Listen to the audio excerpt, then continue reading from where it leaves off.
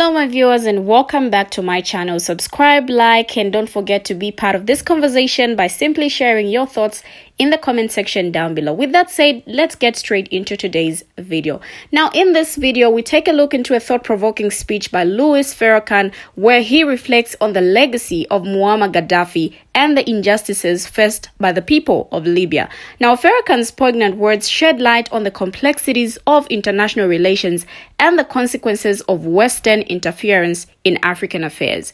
Now, he passionately recounts Gaddafi's vision for Libya and his ultimate unaliving at the hands of NATO. Farakhan challenges us to confront uncomfortable truths about power, betrayal, and the struggle for sovereignty. So join me as we unpack the profound insights shared by Farakhan and get into the untold stories behind Gaddafi's fight for a united Africa. I will be right back, but for now, check out this video, and when I do, I share my 2 cents on this video. That there is no king, no ruler, no prophet who enjoys 100% the love of his people. That has never happened in these 6,000 years, and it certainly is not so in America, and it was not so in Libya. I never lived in Libya, so I don't know Libya like the Libyans know Libya. But I know something of the good of Muammar Gaddafi that made me to love him as a brother and to feel a great sense of loss at his. Before I say to the public some of the things that Brother Gaddafi did that can be proved at no limit of time, I'd like to read to the public Brother Gaddafi's last will and testament that came out sometime yesterday. As you know, Brother Muammar Gaddafi was offered asylum in other countries. He refused to leave Libya. And as you know, he said he would be in Libya. This is where he lived, this is where he would fight, and this is where he would. So I'd like to read this will, and I want you to listen carefully to his words. He said, "This is my will. I, Muammar bin Mudabid bin Muhammad bin Abdul Salam bin Humaid bin Abu Manya bin Humaid bin Nail al-Fusi Gaddafi, do swear that there is no God but Allah, and that Muhammad is his messenger. Peace be upon him. I pledge that I will, as a Muslim." This was written on the 17th of October. He said, "Should I be, I would like to be buried according to Muslim rituals in the clothes I was wearing at the time of my, but with my body unwashed in the cemetery of Sirte next to my family and relatives. I would like that my family, especially the women and children, to be treated well after my. The Libyan people should protect its identity, achievements, history, and the honorable image of its ancestors and heroes. The Libyan people should not relinquish the sacrifices of the free and best people. I call on my supporters to continue the resistance and fight any foreign aggressor against Libya today, tomorrow, and always.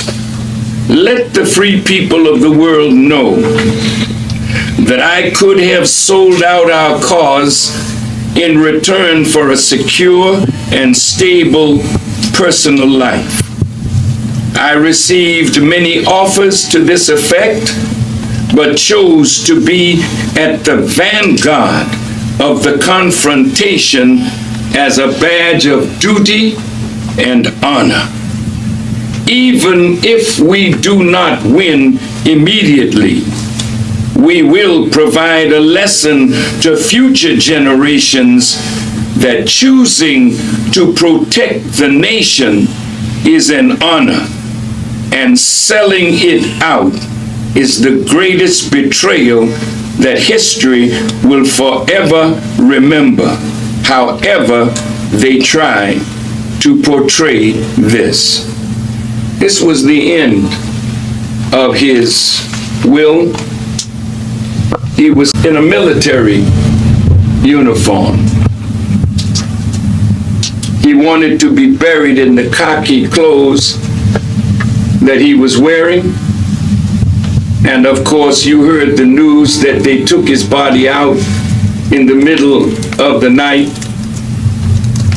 He and his son, Mutasim, who we have in a picture meeting with Hillary Clinton a year and a half ago and shaking hands with Secretary of State Clinton, which should show the world that shaking hands with your enemy and receiving a pat on the back from your enemy should never lull you to sleep that the enemy has changed. The enemy is the enemy. And when you fall asleep on that knowledge, that is when the enemy will take us out. The betrayals of his inner circle. Don't think that that is overseas. That is in our own house. And we today need to watch for those close around for signs of betrayal. Because it is written in the scriptures of the Bible that in the last days perilous times will come. And betrayal will be one of the marks of the end of the world, because people will feel that they'll be safer betraying a good cause, a just cause, to save their lives. Gaddafi, in honor, fighting for the Libya that he believed in. They would never have won if NATO was not day in and day out. Brother Ali Baghdadi, that is a writer and a great Arab writer, said Libya back to the Stone Age. We were in Libya. We saw Libya being built from the ground up. We witnessed what this man did for the Libyan people. And for NATO to have it like this, watch for Halliburton, watch for Bechtel, watch for the vultures of London, England, and France, and others trying to rebuild the infrastructure that they purposely destroyed, which is against international law. You went for humanitarian purposes, yet 50,000 Libyans lied because the West wanted access to the wealth of Libya. Now let me tell you what this man did. Did he, people? Well, hell, did our president, people? Talk back to me. Yes. You have made your president, and that the only value that he has now is that he was responsible for of Osama bin Laden. He was captured without He should have been brought to America, put on trial for the American people to see this man. But he was, so you will never know the real truth. Then Alaki, an American citizen who is against America's policies, a drone, and then came back later and killed his son.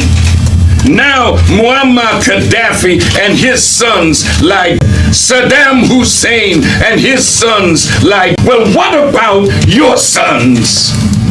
They're in Iraq on the basis of a lie. They're in Afghanistan on the basis of a lie. And now drones are in Pakistan, drones in Somalia, drones in Yemen. When will it stop? America, do you think that you can get away with?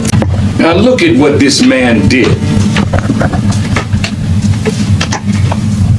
After nationalizing the oil, he used the oil revenue to benefit the Libyan people, building schools, infrastructure, universities, hospitals. He raised the literacy rate from 20% when he became the leader, and at the time of his, it is 83%. Libya has one of the finest healthcare systems in the third world. All people have access to doctors, hospitals, clinics, and medicines free of charge. If a Libyan needs surgery that is unavailable in Libya, funding is provided for the surgery to be carried out overseas. He raised the life expectancy of the Libyan people from 44 years, and now at the time of his 75 years of age. Basic food items were subsidized and electricity was made available throughout the country. Brother Muammar Gaddafi has set up huge irrigation projects which were established in order to support a drive toward agricultural development and food self-sufficiency. He spent $33 billion on the man-made river, where his engineers brought water up out of the desert, and now pipelines ran from Benghazi and Tobruk almost to the door of Tunisia. Any Libyan who wanted to become a farmer was and still is given free use of land, a house, farm equipment, livestock, and seed. Brother Muammar Gaddafi vowed that his own parents, who lived in a tent in the desert, would not be housed until every Libyan was housed. He fulfilled that promise. Under the revolutionary leadership of Muammar Gaddafi, Libya has now attained the highest standard of living in Africa. Money from Libya's oil revenue is directly deposited into the bank account of every Libyan. Women have full access to education, employment, and he has enabled women to serve in the armed forces. And this is most important. Gaddafi was the first and the only leader in the Arab world to formally apologize for the Arab role in the trade in captured Africans. Gaddafi acknowledged that the black Africans were the true owners of Libya and proclaimed in his Green Book, quote, "The black race shall prevail throughout the world." Now, Brother Gaddafi took oil money and started moving the Organization of African Unity toward the African Union, with a goal toward uniting 53, now 54 nations in Africa to the United States of Africa. Whenever we called Africa, our call had to go through Europe. And over $500 million went to Europe. but Gaddafi put up 400 million, and the rest of Africa put up 100 million and put up an African satellite. Now you can call directly to Africa from anywhere in the world without going through Europe. He asked the African nations to stop sending their raw materials to Europe to be made into products and then sent back to Africa to be paid for in an exorbitant price range. He wanted the Africans to take their raw materials and make them into products and then sell their products on the world market. This is the man that will now close this point. The minute he wanted Africa united, America, Britain, France, Germany, Europe was against it. So they set up NEPAD, a new economic development pact. Gaddafi was against it. Sarkozy came up with another plan to take all the North African nations that are Arab and unite them with the nations of Southern Europe. Gaddafi rejected that. America wanted to set up on the African continent Farakhan as a launching pad for the recolonization of Africa. Gaddafi was against that. Paul Wolfowitz wrote an article, I think it was in the New York Times, that an African Union or a United States of Africa would not be good for the future of Israel. Now, I don't know why he said that, but if the United States of Africa would not be good for Israel, and the United States of Africa would not be good for Europe and America, then this is more reason why Gaddafi had to be. And just before Gaddafi was, they said that our president was sending 100 U.S. troops into Uganda to help President Museveni in his war against the Lord's Resistance Army. Then I heard that Kenya is moving its troops to the border of Somalia to fight against Al-Shabaab, which is the Islamist group that is fighting for governance, for the power of governance in Somalia. Now, today I read that the man who is over the National Transitional Council said, and I'm quoting now, that they're going to institute Sharia.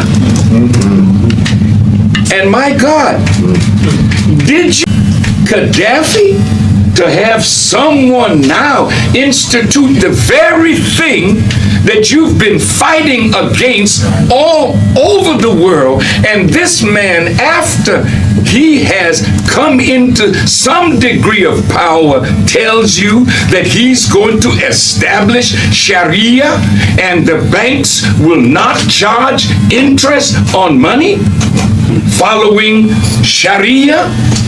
What have you gotten yourself into, America? And did you think that if you pull all of your troops out of Iraq, that that's the end of it? No. These people are angry and hurt over the way American soldiers did them, both in Iraq and in Afghanistan and in other parts of the world. Oh, America, America. You're blinded by your arrogance. You're blinded by your military power, and it's leading you step by step to your destruction. Welcome back, my lovely viewers. Now, as a black person and an African, reflecting on Muammar Gaddafi's vision, evokes a profound sense of admiration and solidarity. Gaddafi's commitment to African unity and self-determination resonates deeply with the aspirations of many across the continent who yearn for autonomy and prosperity. Gaddafi's advocacy for African nations to control their own resources and develop self-sustaining economies strikes a chord with the historical struggles against colonial exploitation and neo-imperialism. Now, his call for Africa to break free from the shackles of dependency and forge a path towards self-reliance embodies the spirit of Pan-Africanism, a movement that seeks to unite the continent in the pursuit of collective progress and empowerment. Gaddafi's emphasis on utilizing Libya's oil wealth for the benefit of its people and the broader African community highlights the potential for resource-rich nations to uplift their populations and contribute to regional development. His investment in education, healthcare, and infrastructure set a precedent for responsible governance and social investment that many African leaders aspire to emulate. However, Gaddafi's vision was met with fierce opposition from Western powers who viewed his efforts to challenge the status quo as a threat to their interests. The intervention by NATO and the subsequent destabilization of Libya serves as a stark reminder of the lengths to which external forces will go just to maintain control and suppress African agency. Gaddafi's vision serves as a beacon of hope and inspiration for Africans striving for autonomy, dignity, and economic liberation. His legacy reminds us of the importance of resilience in the face of adversity and the necessity of unity in the pursuit of a brighter future for all Africans. Gaddafi's vision of a united Africa resonated profoundly with the collective consciousness of Black people globally, offering a counter-narrative to the legacy of colonization and exploitation. Now, his advocacy for a pan-African approach to the governance and economic development tapped into the long-standing desire for solidarity and empowerment among African nations. Gaddafi's initiatives aimed at fostering African self-sufficiency and economic independence represented a bold departure from the dependence syndrome perpetuated by centuries of colonial rule. By calling for the localization of industries and the utilization of Africa's vast resources for the continent's benefit, Gaddafi challenged the narrative of Africa as a mere source of raw materials for Western exploitation. Now, his support for liberation movements across Africa further cemented his status as a champion of African sovereignty and self-determination, from providing financial assistance to freedom fighters to offering refuge to political exiles. Gaddafi's actions underscored his commitment to the Pan-African cause and his belief in the interconnectedness of struggles against oppression. Despite the challenge and setbacks, Gaddafi's legacy endures as a symbol of African resilience and determination. His vision continues to inspire a new generation of African leaders and activists committed to realizing the dream of a united, prosperous, and sovereign Africa. In honoring Gaddafi's memory, we are reminded of the ongoing struggle for African liberation and the imperative of solidarity in the face of external interference and exploitation. Central to Gaddafi's vision was the idea of African self-reliance and self-sustainability. He believed that Africa had the resources and potential to chart its own course towards development without relying on external aid or interference. Gaddafi's proposals for an African monetary fund and an African central bank aimed to create financial independence and stability for the continent, reducing its reliance on Western financial institutions. Gaddafi's vision emphasized the importance of cultural and ideological unity among African nations. He advocated for the promotion of African languages, traditions, and values as a means of fostering a sense of collective identity and solidarity. His support for initiatives like the African Union and the African Peer Review Mechanism reflected his commitment to building stronger institutional frameworks for African cooperation and integration. His vision also encompassed a rejection of neocolonialism and foreign intervention in African affairs. He was vocal in his criticism of Western powers' military presence in Africa and their support for corrupt regimes that served their interest. His call for a United States of Africa, underpinned by principles of democracy, social justice, and economic equality, posed a direct challenge to the dominance of Western imperialism on the continent. However, his vision was not without controversy and criticism, both domestically and internationally.